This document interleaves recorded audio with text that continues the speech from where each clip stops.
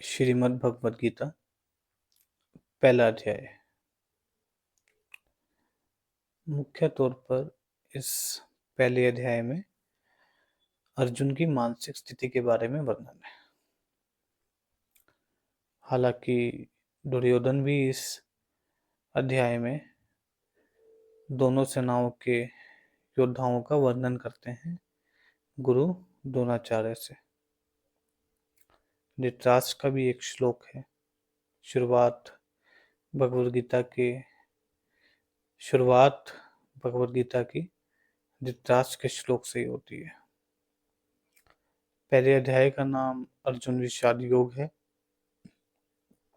इसलिए मुख्य तौर पर इस अध्याय में अर्जुन की मानसिक स्थिति के बारे में वर्णन है।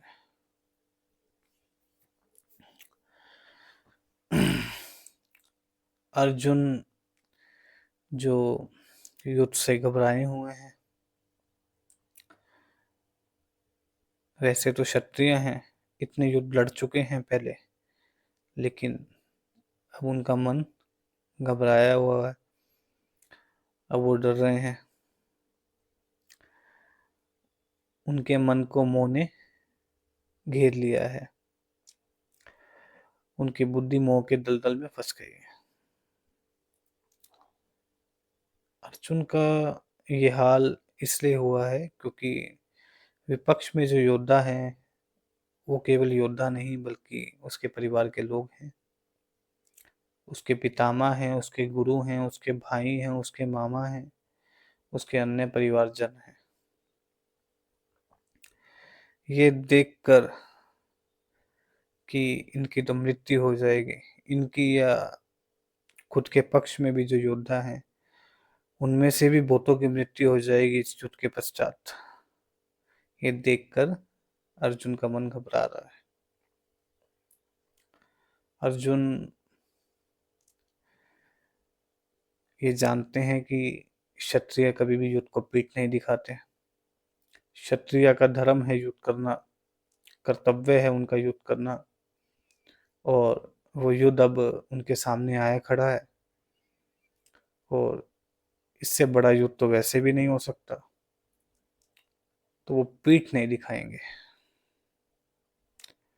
उनका कर्तव्य उनको चीख चीख कर कह रहा है कि पीठ नहीं दिखानी है। सबसे बड़ा कर्तव्य तुम्हारे सामने अब आया है, और इस युद्ध के लिए तो कितने क्षत्रिय इंतजार करते हैं अपने जीवन काल में कि ऐसा युद्ध भी उनको लड़ने के लिए मिलेगा। धर्म युद्ध के धर्म युद्ध के लिए वो लड़ेंगे। वो परिस्थिति तो तुम्हारे सामने आके खड़ी हुई है।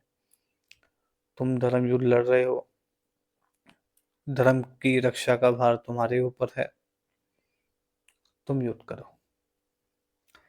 एक और तो अर्जुन का कर्तव्य उसको बुला रहा है, दूसरी ओर उसका मोह उसकी अनुमति नहीं दे रहा। उसका मोह उसे युद्ध की अनुमति नहीं दे रहा। पहले अध्याय में अर्जुन यही बात करते हैं कि मैं अपने परिवारजनों पर, अपने पितामह पर, अपने गुरु पर, अपने भाइयों पर, मामा श्री पर कैसे मैं इनके सामने शस्त्र उठा दूं। इनको मार के अगर मुझे राज्य का सुख भी मिलता है तो वो मेरे किस काम का। और अगर मैं ऐसे राज्य का भोग भी करूंगा तो मुझे ऐसा लगेगा कि मैं इनके रक्त से सना हुआ राज्य का भोग कर रहा हूँ। इतना भयानक युद्ध होने वाला है, कितने योद्धा मारे जाएंगे, कुल की स्त्रियां जो हैं विधवा हो जाएंगी। जाहिर सी बात है, युद्ध में पुरुष ही भाग लेते थे, स्त्रियां तो भाग नहीं लेती थी उस समय। तो इतने युद्ध में पुरुष मारे जाएंगे, कुल की स्त्रियां विधवा हो जाएंगी। आने वाले संतानों को या आने वाली संतानें कैसे पैदा होंगी, कुल में कोई बड़ा नहीं रहेगा, जो आने वाले जो आगे का मार्ग निर्धारित कर सके, या कह लो आप, या ऐसे कहिए जो परंपराओं का ज्ञान दे सके, जो नियति जो परंपराओं का ज्ञान दे सके, जो सही मार्ग दिखा सके। ये तो अर्जुन की स्थिति है। भगवान कहते हैं भगवान कहते हैं तुम्हारे वचन तो पांडित्यपूर्ण वाले हैं, यानी तुम बातें तो बुद्धिमान जैसे पुरुषों वाली कर रहे हो, लेकिन तुम्हारी बुद्धि मोह के दलदल में फंसी पड़ी है, और तुम्हारी बुद्धि अब उस हिसाब से चल रही है, और वचन भी उस हिसाब से निकल रहे हैं।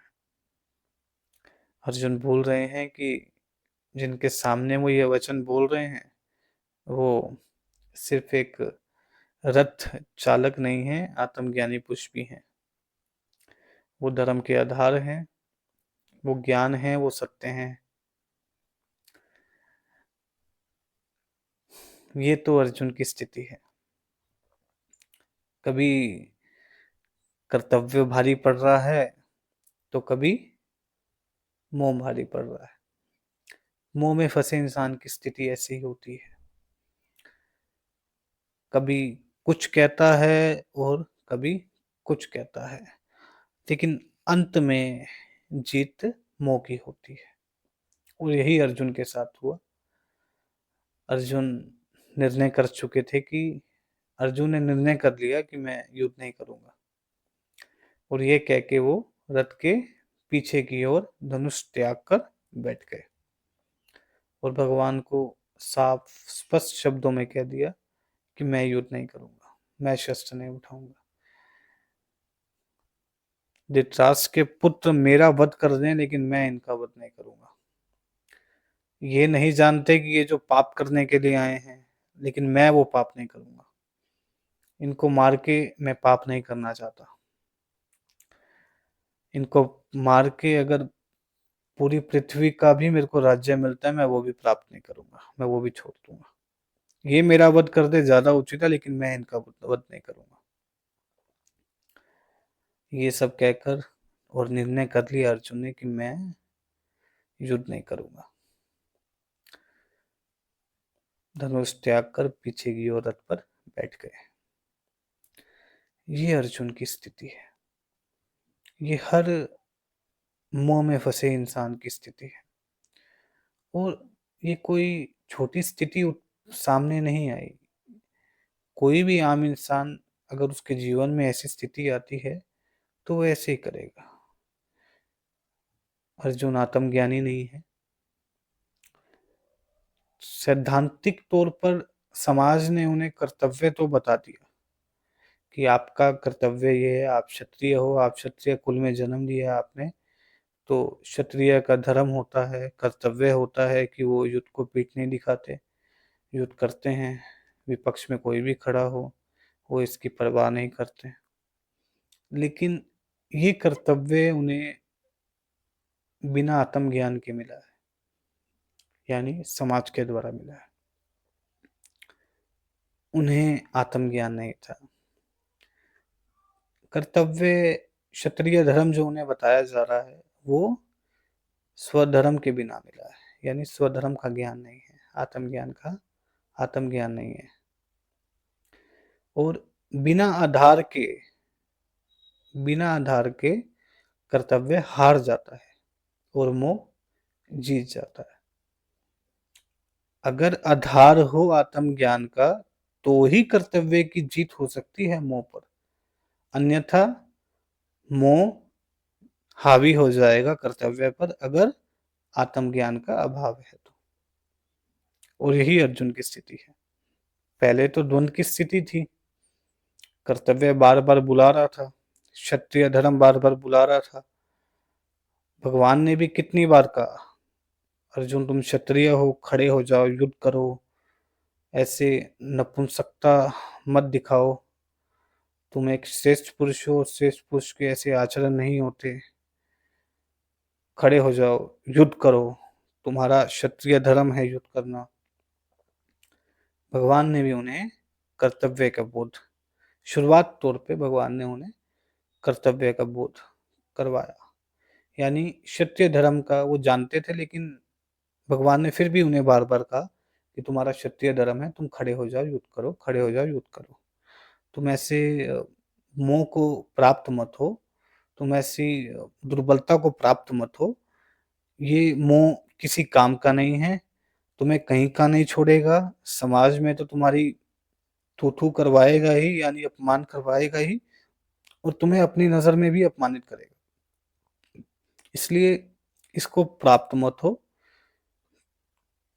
तुम्हारे सामने क्षत्रिय धर्म खड़ा है, और ऐसा मौका तो विरलों को मिलता है, और क्षत्रिय तो ऐसा मौका, धर्म युद्ध का भार तुम्हारे ऊपर है, और अगर किसी क्षत्रिय को ऐसा मौका मिलता है तो वो तो सौभाग्यशाली होता है। तुम तो सौभाग्यशाली हो जो तुम्हें ये मौका मिला है। धर्म का धर्म की स्थापना का भार तुम्हारे ऊपर आया है, तुम बहुत भाग्यशाली हो, खड़े हो जाओ, युद्ध करो। लेकिन अर्जुन ने अंततः अपना फैसला सुना दिया था कि मैं युद्ध नहीं करूंगा, और भगवान को भी दिख गया था कि अब इस पर कर्तव्य की बात का कोई असर नहीं हो रहा है। ये इसका मोह इसके ऊपर भारी हो चुका है, और ये निर्णय कर चुका है कि ये युद्ध नहीं करेगा। अब बिना आत्मज्ञान के इसका मोह नष्ट नहीं होएगा। और अंततः जब अर्जुन की द्वंद की स्थिति ऐसी हो जाती है कि अब अर्जुन भगवान को समर्पित होना चाहते हैं, भगवान को विनती करते हैं कि मुझे सही मार्ग दिखाइए। मोह की दलदल में फंसी इंसान की ऐसी भी स्थिति है, वो कहता तो है कि मैंने निर्णय ले लिया, लेकिन अंदर से जानता भी है, क्योंकि कर्तव्य का बोध है, क्षत्रिय का बोध है। अर्जुन को क्षत्रिय धर्म जानते हैं, वो जानते हैं कि वो गलत है, क्योंकि कमजोरी, दुर्बलता ये मोह के लक्षण हैं। और अर्जुन भली भांति जान रहे हैं कि वो ठीक नहीं कर रहे हैं, या अंधकार में हैं, और उन्हें किसी की जरूरत है जो उन्हें इस अंधकार से बाहर निकाल सके। और अर्जुन को भगवान कृष्ण से के अलावा कोई श्रेष्ठ नजर भी नहीं आ रहा है, और भगवान कृष्ण तो वैसे भी अर्जुन के मित्र थे। रिश्ता अलग होएगा, लेकिन मित्र भी थे। इसलिए अर्जुन भगवान कृष्ण की ओर, कृष्ण को संबोधित करते हुए कहते हैं कि हे केशव, हे अच्युत, मुझे सही मार्ग दिखाइए। मेरे लिए जो उचित है, मुझे वो मार्ग बताइए। तब भगवान आत्मज्ञान की शुरुआत करते हैं।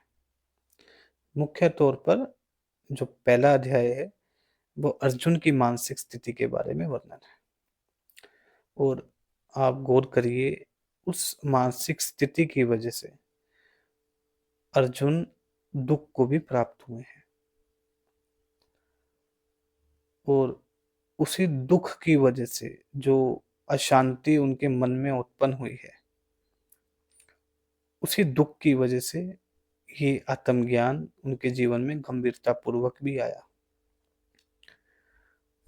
संसार को आप दुख रूपी तभी डिक्लेयर करेंगे जब आपके जीवन में कष्ट आएगा, जब आप ये अनुभव करेंगे कि हाँ, ये संसार दुख के अलावा और कुछ भी नहीं है। जीवन में जब तक कष्ट नहीं आएगा, दुख नहीं आएगा, तब तक आप डिक्लेयर नहीं करेंगे। दो परिस्थितियां होती हैं, एक जीवन खुद ही कष्ट दे देता है, और एक आप चुनाव करते हो। एक आप ऐसी परिस्थिति देख लेते हो जो दूसरा इंसान भी देख रहा होता है, और आप भी देख रहे होते हो, लेकिन आप उस पर विचार करते हो, और उन विचारों की वजह से आपको दुख उत्पन्न हो जाता है, जो महात्मा बुद्ध के साथ हुआ था। उन्होंने बुढ़ापा देखा था, बुढ़ापा और इंसानों ने भी देखा होगा वहां पर, लेकिन महात्मा बुद्ध को ख्याल चल गए थे। उन्होंने उसका संबंध अपने आप से कर लिया था कि मेरे साथ भी ऐसा होएगा, तो ये दुख, शारीरिक दुख मुझे भी झेलना पड़ेगा, मेरी भी मृत्यु होएगी। और भी कई प्रकार के उन्होंने दुख देखे थे। तब वह उस दुख से मुक्ति के लिए उन्होंने अलग रास्ता अपनाया था। अर्जुन की भी स्थिति कुछ इसी प्रकार की है। अर्जुन की स्थिति अर्जुन की स्थिति ऐसी है कि वो मोह के दलदल में फंसे हैं। उनके मन में भी द्वंद है। वो क्षत्रिय धर्म भी जानते हैं और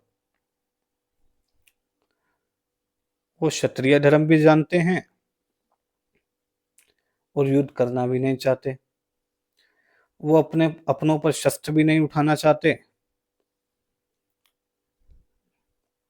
और ये भी जानते हैं कि क्षत्रिय का सबसे बड़ा धर्म क्या होता है। वो शस्त्र भी नहीं उठाना चाहते अपनों पर और ये भी जानते हैं कि क्षत्रिय युद्ध को पीठ नहीं दिखाते, सामने चाहे अपने परिजन ही क्यों ना खड़े हों। ये द्वंद की वजह से अर्जुन के मन में दुख उत्पन्न हुआ, ख्यालों का दुख, मोह का दुख। ये वो उस परिस्थिति में पहुंच गए जब अब अर्जुन को ज्ञान लगेगा, अब अर्जुन को आत्मज्ञान लगेगा। ये स्थिति हर ये स्थिति आम इंसान के जीवन में हर बार आती है। किसी के जीवन में क्षणिक भर आती है, किसी के जीवन में बहुत समय तक आती है। लेकिन जैसे आजकल संसाधन बहुत हो गए हैं, भोग के सुख सुविधाएं ज्यादा हो गई हैं, दुख बहुत कम है और जीवन और वो सौभाग्यशाली होते हैं जिनका जीवन उन्हें कष्ट देता है। उन्हें जीवन की सच्चाई जानने में प्रेरणा मिलती है। वो जीवन की सच्चाई जानने में प्रेरित होते हैं। वो दुख उन्हें प्रेरित करता है जीवन की सच्चाई जानने में। कष्ट गलत नहीं है। कष्ट अगर दुख अगर जीवन में आया भी है तो अगर उस दुख से मुक्ति के लिए अगर इंसान बाहर निकलता भी है, अगर उसे कृष्ण जैसे कोई मिल जाते हैं, फिर तो जीवन सार्थक हो जाता है, फिर तो जीवन धन्य हो जाता है। विरले होते हैं इंसान जो महात्मा बुद्ध होते हैं, जो स्वयं अपना मार्ग निकालते हैं। हालांकि महात्मा बुद्ध ने भी अपनी राह में बहुतों से ज्ञान प्राप्त करा, लेकिन अंततः अपनी ज्योत स्वयं बने, लेकिन अंततः अपना अंधकार स्वयं दूर करा। या तो आपको साकार रूप में भगवान कृष्ण मिल जाएं, या आपकी अपनी आत्मा से इतनी निकटता हो। दो ही मार्ग हैं, या तो साकार रूप में कोई पुरुष मिल जाए आपको, या आपकी अपनी आत्मा से इतनी निकटता हो